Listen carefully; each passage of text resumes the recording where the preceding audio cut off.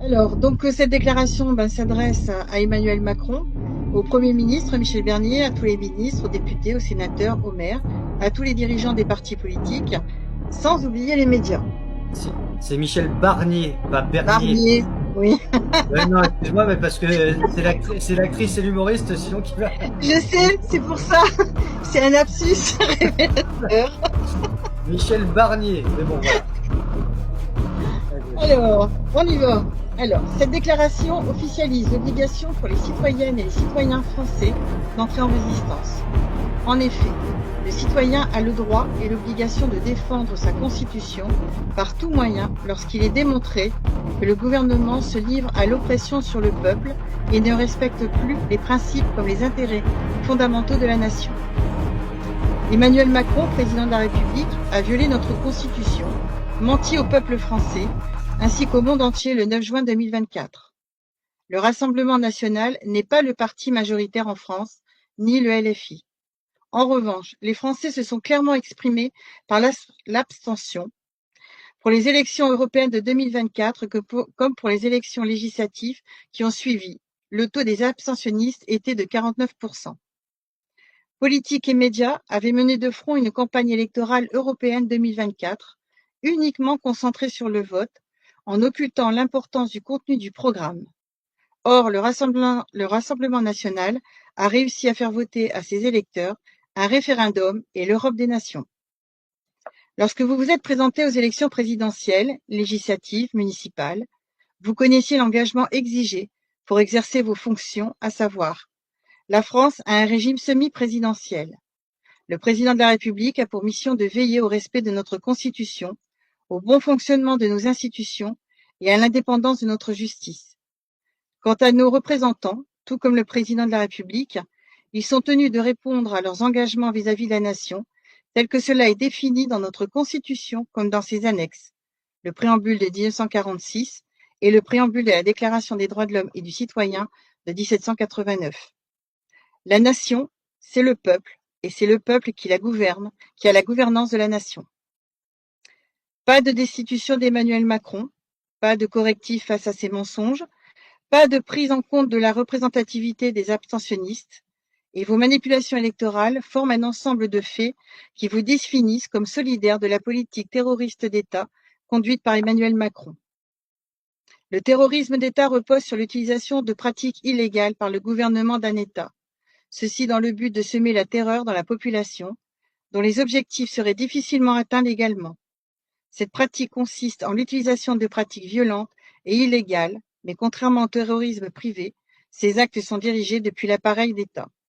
La source est la Cour pénale internationale. Le président de la République a substitué des mesures répressives à des mesures sanitaires avec le conseil scientifique et le concours des médias. Il a privé de soins la population victime d'une attaque bioterroriste. Il substitue des organismes hybrides et ou privés à nos institutions régaliennes, fragilise nos armées conventionnelles, la police, la gendarmerie, en faveur de structures hybrides illégales inconnues des citoyens. Il démultiplie les milices armées, exerce un management par la terreur dans nos administrations, entrave l'accessibilité de nos institutions, de la justice aux citoyens, modifie les règles de la comptabilité publique en faveur de la criminalité, modifie les principes de notre droit, s'attaque aux familles et aux enfants. Liste non exhaustive. Vous avez tenté de faire interdire les manifestations. Vous avez laissé le gouvernement utiliser des armes de guerre contre les manifestants, comme vous l'avez laissé prendre des mesures disciplinaires sur les policiers et gendarmes qui ont refusé d'exercer la violence, ou tout simplement qui ont répondu à la protection des personnes et des biens. Vous avez fermé les yeux sur l'exécution de fonctionnaires, de citoyens, pour protéger vos activités, vos actes extralégaux. À ce constat s'ajoutent les contre-vérités diffusées par les politiques, les médias. Vous laissez la dissidence subversive dans les réseaux sociaux créer la confusion sur l'existence de notre Constitution, lorsque vous n'en êtes pas les commanditaires anonymes. Vous démultipliez toujours, avec le concours des médias, les propagandes fallacieuses afin d'instaurer un climat de délation, de zizanie dans la population. Le constat est accablant. Détérioration des services publics, effondrement de notre économie, une corruption institutionnelle, une justice troquée à la criminalité, et vous portez atteinte aux valeurs familiales, sociétales, ainsi qu'à la santé et à la sécurité de la population française. Vous favorisez également l'ingérence étrangère dans la gestion de notre pays. Vous utilisez vos étiquettes politiques de droite, de gauche, de centre, d'extrême gauche et d'extrême droite dans le seul but de diviser et de duper les Français. Vous vous comportez comme la majorité des politiques sous la 4e République. Seuls vos intérêts personnels, quels qu'ils soient, vous motivent. Vous avez choisi de frapper l'État souverain, à ne pas confondre avec la souveraineté de l'État. L'État souverain signifie l'indépendance d'un pays. La souveraineté de l'État définit la nature de la gouvernance. La souveraineté de l'État est en opposition avec la souveraineté de la nation. Vous avez choisi d'instaurer la violence, la corruption, de porter atteinte à l'intégrité des Français et de notre territoire. Et vous avez choisi de valider un gouvernement bicéphale, préjudiciable aux intérêts fondamentaux de la nation. Vous avez également opté pour imposer une politique d'austérité en raison du déficit financier de la France, alors que vous vous livrez au détournement de fonds publics, de blanchiment d'argent et au financement du terrorisme. Vous jouez sur les paronymes pour nous duper. Vous modifiez notre histoire. Vous déshonorez la France partout où vous passez, et l'outrecuidance que vous affichez envers la population, ajoutée à l'oppression, nous conduisent inexorablement à entrer en résistance. 82,7% de la population française ont voté pour notre Constitution du 4 octobre 1958, texte original, dont l'article 1 dit « La République et les peuples des territoires d'outre-mer, qui par un acte de libre détermination adoptent la présente Constitution, instituent une communauté. La communauté est fondée sur l'égalité et la solidarité des peuples qui la composent. » Article 2. La France est une république indivisible, laïque, démocratique et sociale. Elle assure l'égalité devant la loi de tous les citoyens, sans distinction d'origine, de race ou de religion. Elle respecte toutes les croyances. Cette entrée en résistance est inédite. Elle n'a rien à voir avec celle de la Deuxième Guerre mondiale. En effet, à l'époque, la France était sous l'occupation d'un pays étranger, l'Allemagne. Ici, ce sont des Français, voire des personnes à la binationalité, à la plurinationalité, voire même étrangère, qui ont décidé de mettre en place une politique d'anéantissement de la France. Ces mêmes personnes qui utilisent le nom de la France pour commettre des crimes en France et à l'étranger, qui utilisent le nom de la France pour tromper les Français, mais également les populations étrangères. Rappel de l'article 3 de la Constitution du 4 octobre 1958, texte originel. La souveraineté nationale appartient au peuple qui l'exerce par ses représentants et par la voie de référendum. Aucune section du peuple, ni aucun individu ne peut s'en attribuer l'exercice. Sont électeurs dans les conditions déterminées par la loi tous les nationaux français majeurs des deux sexes, jouissant de leurs droits civils et politiques. Article 4 de la Constitution du 4 octobre 1958, texte originel. Les parts et groupements politiques concourent à l'expression du suffrage. Ils se forment et exercent leurs activités librement. Ils doivent respecter les principes de la souveraineté nationale et de la démocratie. Le bilan est lourd et significatif de votre politique de terreur et aucun d'entre vous ne peut ignorer cette situation. En mars 2024, Emmanuel Macron, Marine Le Pen, Jean-Luc Mélenchon, Gérard Larcher, Yaël Braun-Pivet, ministres, députés, sénateurs et maires ont eu connaissance du rapport sur le terrorisme d'État exercé en France, précisant l'obligation des Français d'entrer en résistance. Ce rapport présente le résultat d'investigations conduites par des citoyens dont je fais partie, s'appuyant sur 7 dossiers judiciaires, représentatifs de la corruption de la justice, de l'absence de la séparation des pouvoirs et confirmant les atteintes portées aux intérêts fondamentaux de la nation. Parmi ces 7 dossiers, l'un d'entre eux a permis de mettre à jour votre politique. Sans ce dossier, il aurait été difficile, voire impossible de découvrir vos agissements en faveur de puissances étrangères, d'organisations internationales et de structures privées au préjudice de la population française. Ce rapport a également été adressé à 4 préfets, Philippe Gustin, Bertrand Gomme, Thibault Laxande, préfet hors classe, et Hervé Jonathan. À noter que les statuts hors classe est illégal. Le 7 mars 2024, ce rapport a été adressé à l'Union européenne, à la présidente et au vice-président du Parlement européen, au président du Conseil européen, à ne pas confondre avec le Conseil de l'Europe, à la présidente de la Commission européenne ainsi qu'à ses vice-présidents et commissaire, ainsi qu'à la commissaire des droits de l'homme, la CEDH, qui ne dépend pas de l'Union européenne, mais du Conseil de l'Europe. L'Union européenne est concernée par la politique terroriste de la France, puisque l'Union européenne est elle-même en défaut dans ses missions. Elle n'œuvre pas pour la démocratie et favorise le blanchiment d'argent, le financement du terrorisme, sans oublier le détournement de fonds publics. Ce sont des accusations graves, mais qui s'appuient sur des faits irréfutables. L'AFP, l'agence France-Presse, a également été rendue destinataire comme d'autres médias. Au préalable, ce rapport a été diffusé au sein de la population dès novembre 2023. En avril 2024, un autre rapport est venu secouer le monde politique français et l'Union européenne, celui d'Europol. Un bref rappel, Europol est une agence européenne de police spécialisée dans la répression de la criminalité sous toutes ses formes. Créée en 1998, elle facilite l'échange de renseignements entre polices nationales, notamment en matière de stupéfiants, de terrorisme, de criminalité internationale et de pédophilie. Dans son rapport, Europol a identifié les réseaux criminels les plus menaçants dans l'Union européenne. Si plusieurs pays sont pointés du doigt, la France est la plus touchée. La France est devenue la terre d'accueil de ces réseaux criminels et du blanchiment d'argent. Il est fait mention de la corruption de nos magistrats, voire des pressions exercées sur d'autres, ce qui rejoint notre rapport sur le terrorisme d'État en France.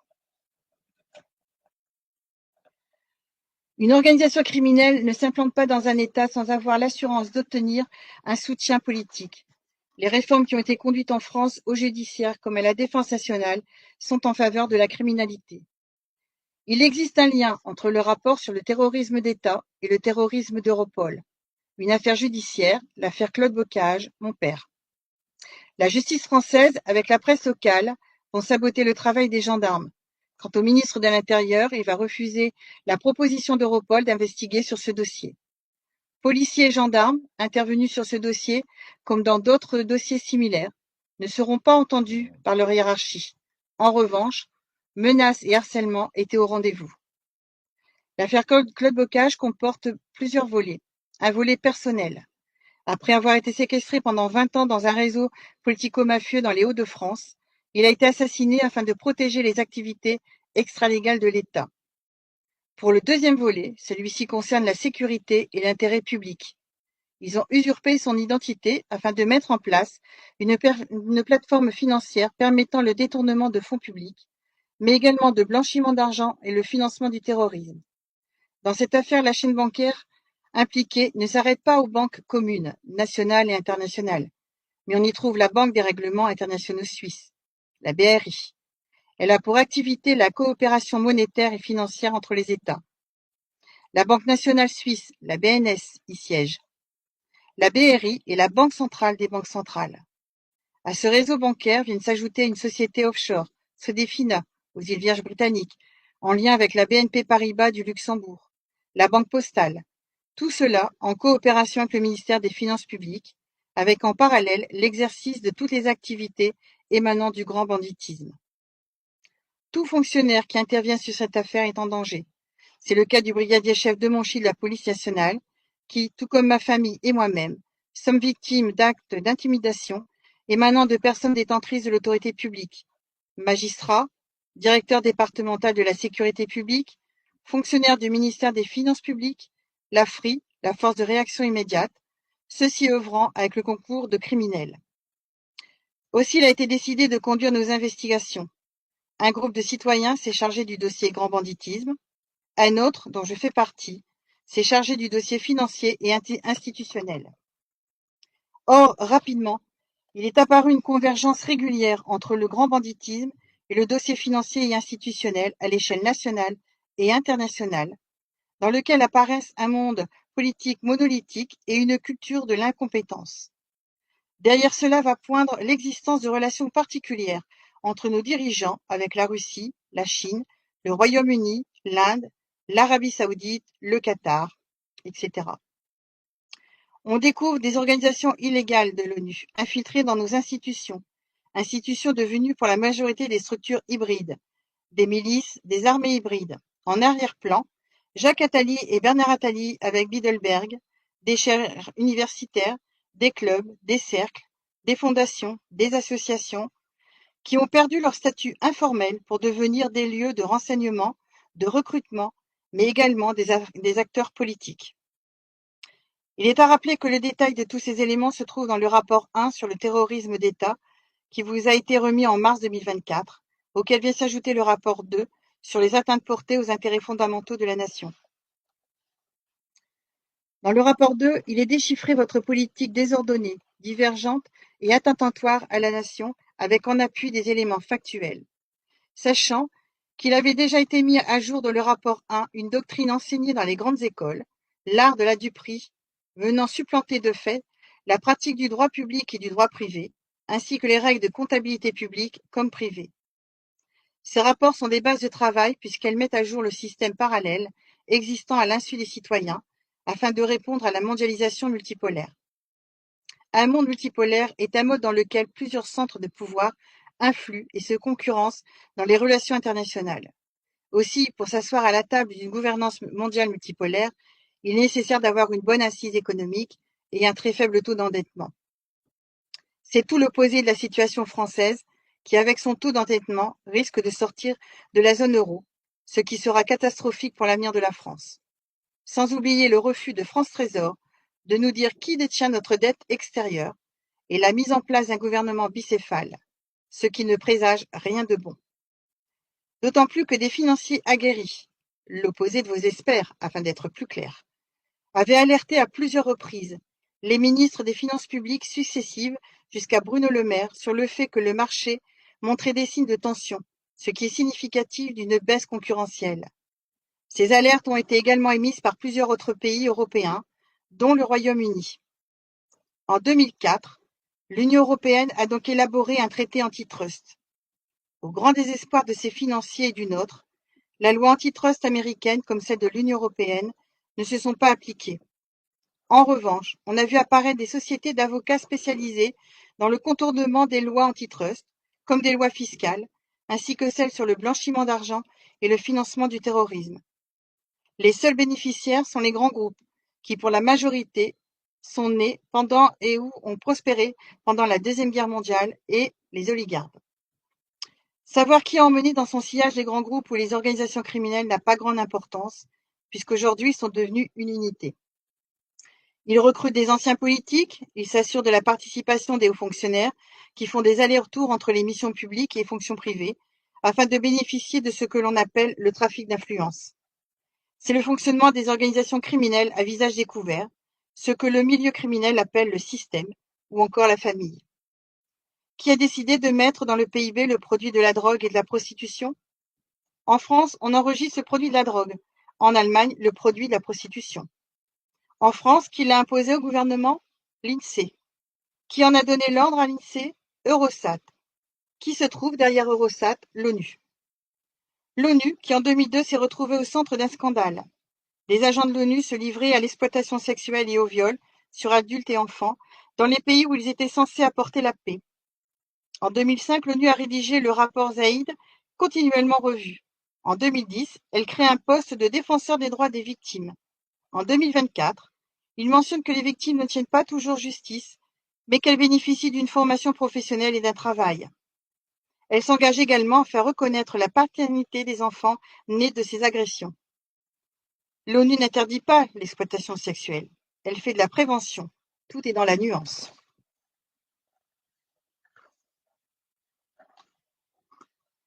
L'ONU donc retrouve une partie de ses tentacules illégales sous l'appellation de la francophonie. L'ensemble de ces structures se trouve dans le premier rapport.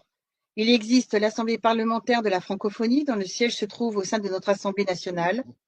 L'Organisation internationale de la francophonie, qui se trouve à Paris, supervisée par l'Union interparlementaire à Genève. L'AOMF, Association des ombudsman des médiateurs de la francophonie, au siège du Défenseur des droits, et toute une multitude d'autres structures, tout ceci à notre charge. Nos dirigeants ont donné des privilèges et l'immunité à l'ONU, l'OTAN, l'OCDE, comme à toutes leurs organisations, comme pour toutes les structures de la francophonie. La majorité de leur personnel n'a pas d'existence administrative.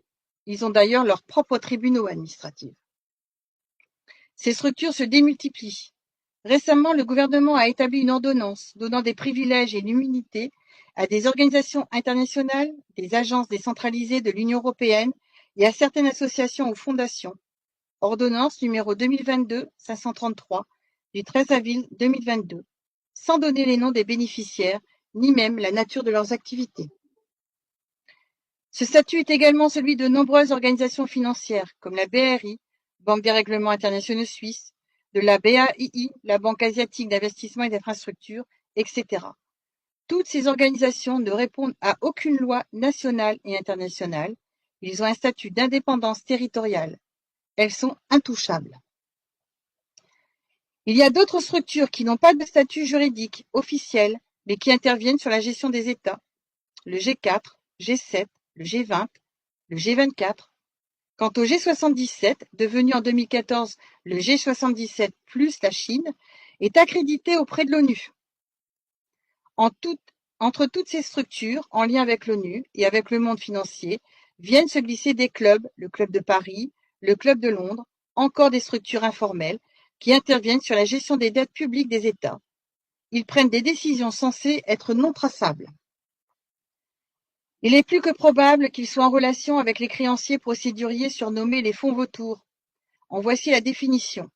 Un fonds vautour est un fonds d'investissement activiste qui rachète les dettes de différentes structures, dont celles des entreprises et des États, avec une forte décote avant de se faire rembourser au prix fort. Leur siège se trouve très souvent dans des paradis fiscaux ou similaires, mais ils parviennent à conduire en justice les États.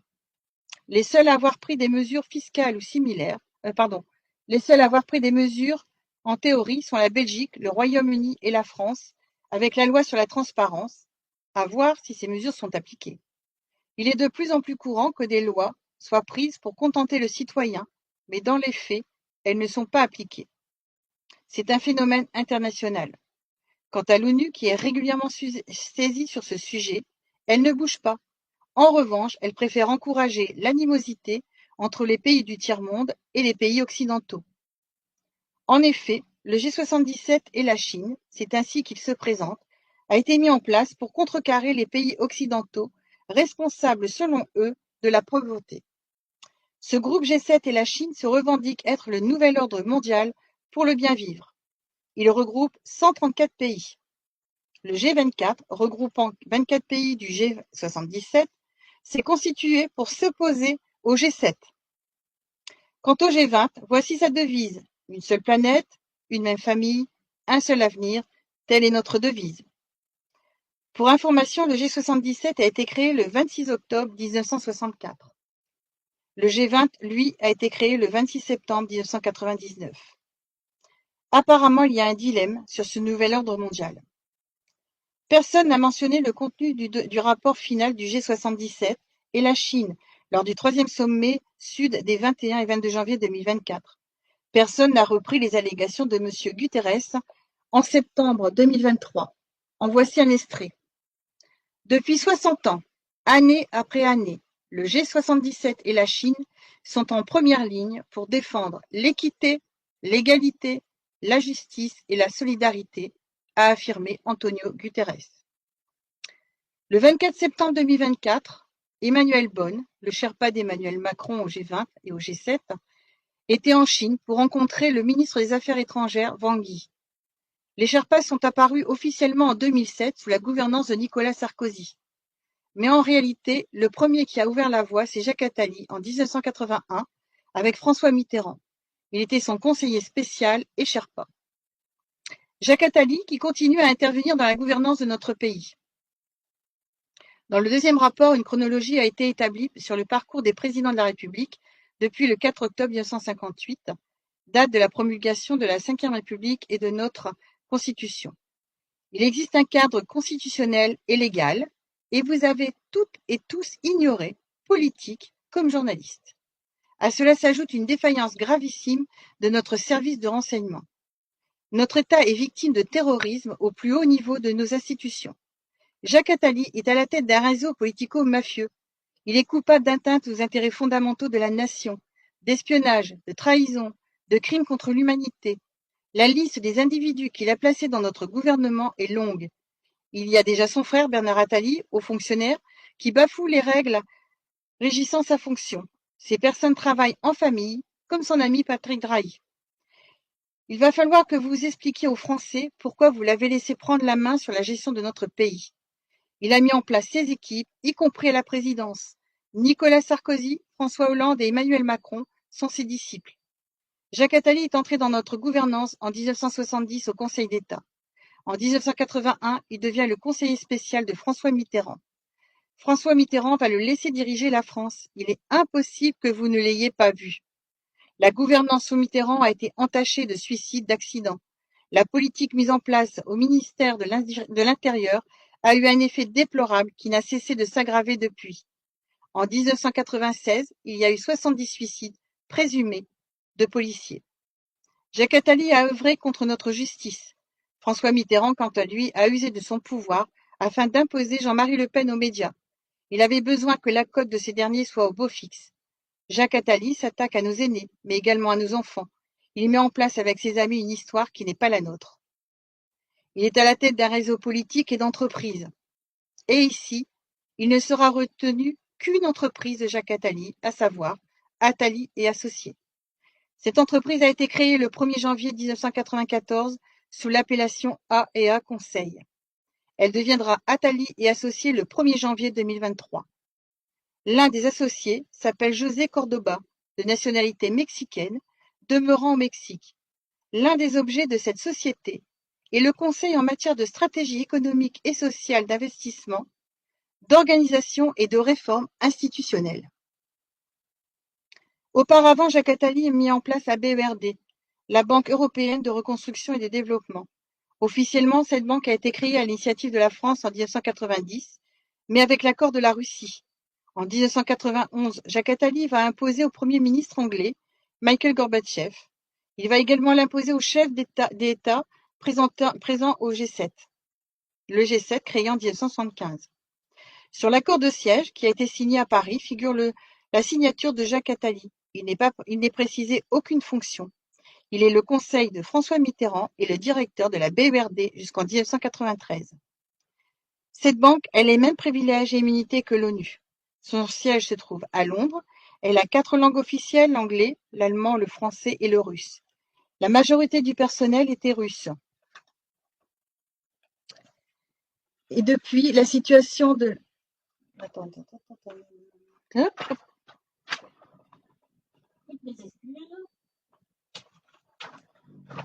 Voilà. Et depuis, pour les structures comme l'ONU, le personnel dépend entièrement de la banque. L'impôt, il le paye à la banque. Certains pays actionnaires de cette banque vont critiquer la gestion de Jacques Attali. Il gère la banque comme s'il s'agissait de ses fonds propres. Il sera remercié en 1993. Cette banque à laquelle siège l'Union européenne en toute illégalité ne répond pas à la réglementation bancaire en vigueur. De plus, cette banque a des activités qui vont au-delà de l'exercice bancaire. Elle intervient sur les institutions publiques. Dans tous les pays où elle intervient, comme en Ukraine, la corruption est présente. Maintenant, son associé n'est pas n'importe qui. José María Córdoba Montoya a été le conseiller spécial, le Sherpa du président mexicain Carlos Salinas de Gortari de 1988 à 1994. Sur soupçon de fraude électorale, critique sur l'emprise de José Córdoba sur le président, les ministres mexicains se sont plaints de ne pas pouvoir rencontrer le président sans que José Córdoba soit présent. Il sera mis fin à sa mission le 30 mars 1994. Le président Salinas de Gortari, le clan Salinas, plus exactement, sont soupçonnés du meurtre de Luis Donaldo Colosio et de José Francisco Ruiz Massieu. Ces assassinats vont venir s'ajouter à celui du cardinal Posadas en 1991, où José Córdoba a été entendu. Nous sommes en 2024, ces dossiers sont toujours d'actualité. Comme toujours, dans ces jeux de pouvoir, le cours de la justice est entravé. Extrait du Los Angeles Times du 9 juin 1992. José Córdoba Montoya est le plus proche conseiller du président. Les critiques disent que le décideur, né à l'étranger, est trop proche. Extrait du discours de José Córdoba à la bourse mexicaine. Nous vivons dans une ère de grande transformation mondiale, a-t-il déclaré au public. L'internationalisation de l'économie mondiale est généralisée et les pays qui ne parviennent pas à s'intégrer dans les courants de changement s'éloigneront de plus en plus du développement et retarderont le bien-être de leur population. On le retrouve comme intervenant en 2011 au Cercle des économistes dans les rencontres économiques d'Aix-en-Provence, auprès de Mario Draghi de la Banque d'Italie sur le thème La guerre des monnaies. En 2012, cette fois-ci comme intervenant auprès de Christian Noyer de la Banque de France sur le thème La dette publique, dette privée, déséquilibre de l'épargne mondiale. En 2024, des articles continuent de paraître sur les meurtres survenus sous la gouvernance de Carlos Salinas de Gortari, mais aussi sur un autre scandale. Il s'agit d'un soupçon de conflit d'intérêts suite à ses fonctions auprès du président et l'acquisition de structures dans l'énergie, Iberdrola, structure vendue au gouvernement mexicain en 2022 pour 6 milliards d'euros par l'intermédiaire de la Fondation publique d'infrastructures. Un parallèle avec la France. GRDF comme EDF n'ont pas de contrat de mission publique. Le document qui porte ce titre est un contrat d'engagement unilatéral. Et a priori, vous gérez cette partie sur la régularisation de charges. Actuellement, vous discutez sur les déficits publics, sauf que vous n'avez aucune idée de son étendue.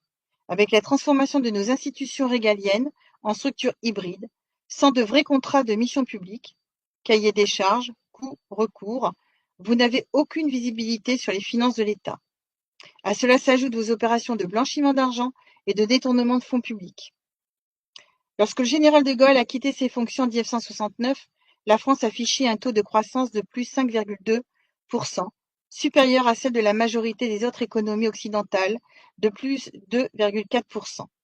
En 1969, la dette publique était de 13,5%, alors qu'en 1945, elle était de 170%, retombée à 17,2% en 1960. Depuis, la France ne cesse de se dégrader progressivement, avec une pointe importante à tout niveau sous les 2 septennats de François Mitterrand de 1981 à 1995. Le chômage va doubler de 5,9% en 1980, il passera en 1994 à 10,7%. En 1981, la dette publique était de 22,04% du PIB. En 1995, elle est de 57,60% du PIB. En 2018, la dette publique est de 98,4%. En 2019, de 97,4%. En 2020, 114,6%. En 2021, de 112,9%. En 2022, de 111,6%. En 2023, de 109,6%. Au premier trimestre 2024, la dette publique est de 102,4% du PIB.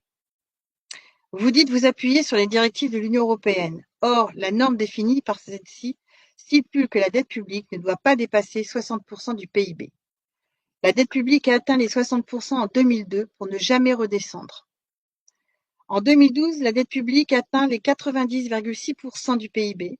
François Hollande instaure une institution budgétaire indépendante composée d'experts en économie et en finances publiques, le Haut Conseil des finances publiques. La dégradation de la situation financière de la France a donc commencé bien avant la Covid-19, et ce n'est pas la Covid-19 qui impacte la dette publique. Quant aux perspectives économiques pour la France pour 2025, elles sont fortement compromises. Il apparaît que seuls les pays émergents auront une croissance au-dessus de 2%, selon France Trésor. Pour la France, la situation va être difficile.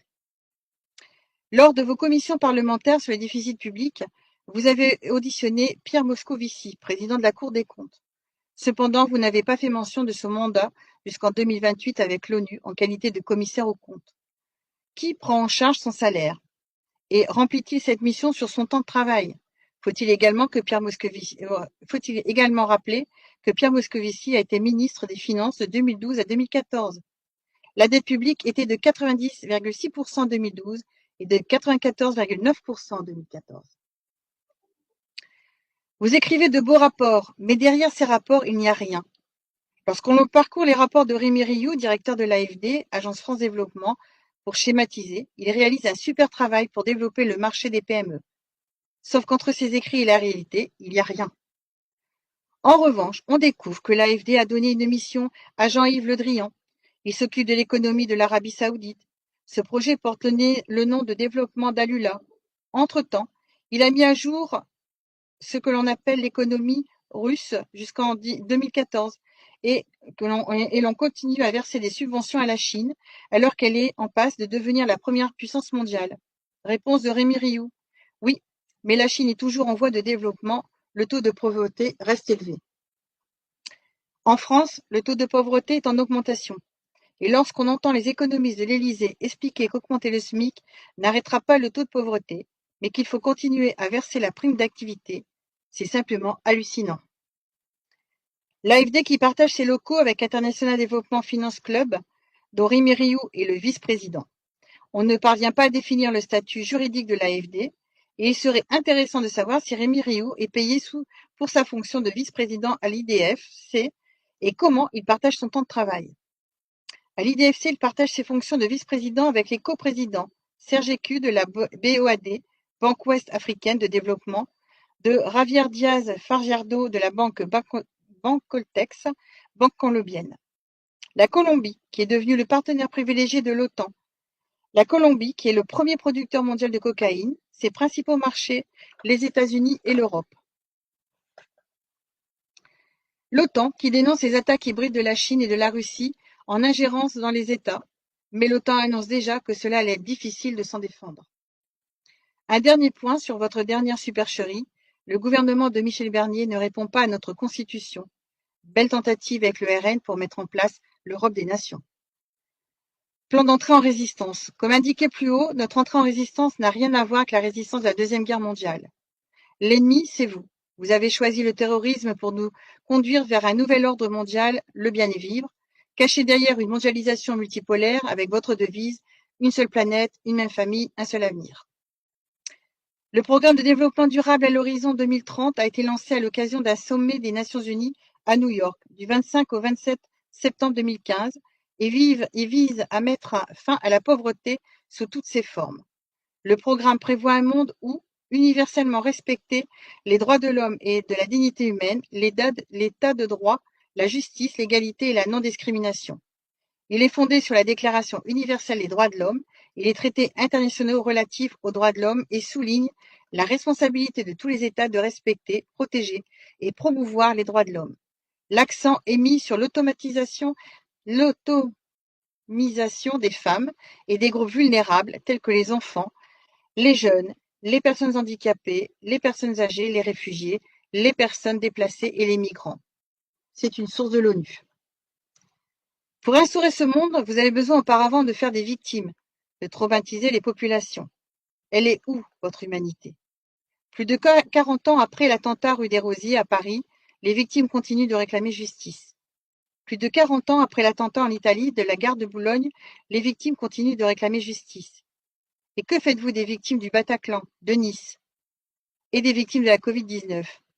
Il n'y a que vous pour croire à une pandémie. Vous ne pouvez pas manipuler la biologie et la pharmacopée à votre convenance. Plus de 80 ans après la Deuxième Guerre mondiale, l'horreur de la guerre et de la trahison sont toujours là. On ne construit pas un monde meilleur dans le sang, on l'a servi ou on l'anéantit. C'est bien ce qui se cache derrière votre devise. Une seule planète, une même famille, un seul avenir. Contrairement à vous, nous avons le respect de la vie et la souveraineté de la nation qui est la nôtre et qui nous donne le droit de nous opposer à vous. Il ne faut pas confondre entrée en résistance et désordre civil. Il n'y a pas lieu à faire des barricades ou encore de casser. La France nous appartient. C'est à nous de délivrer notre pays et de redonner leur force à nos institutions régaliennes. Dans toute l'histoire, c'est une première, mais nous sommes les seuls au monde à avoir la souveraineté de la nation, et une fois de plus, ce sont les Français qui innovent.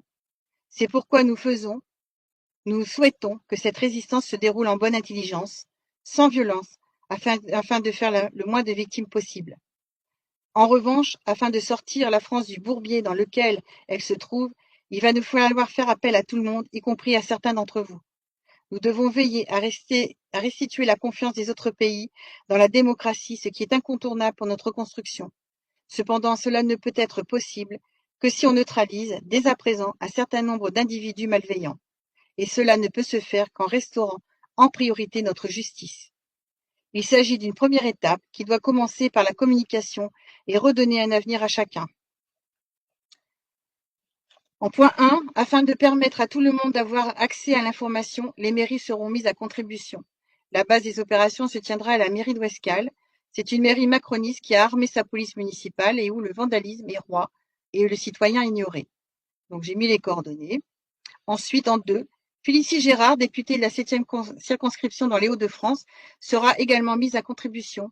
Elle siège à la commission des finances publiques et comme beaucoup ont pu le constater, cette commission a pris la décision de nous asphyxier financièrement alors qu'ils détournent notre argent public au bénéfice de puissances étrangères, d'organisations internationales et privées.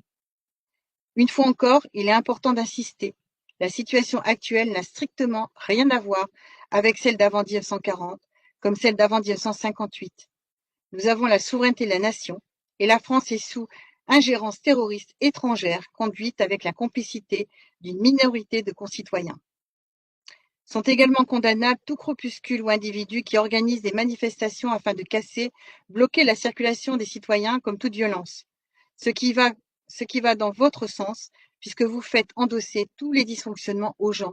Vous l'écrivez même dans vos rapports afin de nous prendre en défaut face à notre Constitution.